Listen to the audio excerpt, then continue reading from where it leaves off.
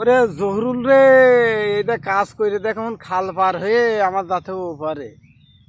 তুই এ বেটাতে মলি রাগ টাগ করিস নে। এখন দর্শক সবাই মুখে মুখে একটা কথাই হবে, জহরুল দাল্লা সিসিং ফাক।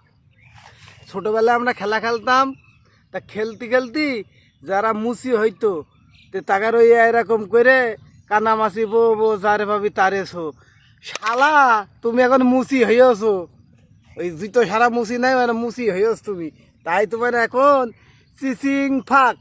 এ তারে, তুই তো মানুষ হলি না রে।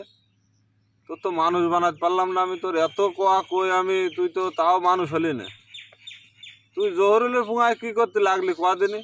হ্যাঁ, জহরুল একটা ভালো মানুষ, আমাদের গোষ্ঠীর গ্রামে জহরুলের মতো মানুষ দুটো নেই। একটা মাটির মানুষ, একটা ভালো মানুষ। ভালো মানুষের পাশায় তুই যে আরে লাগেছিস, তুই তো এগুলো বাদ দে, এগুলো বাদ দিয়ে তুই ভালো হয়ে যা। তুই দরকার হয় দেশে আয়, তোর একটা গতি করে দিচ্ছি আমি।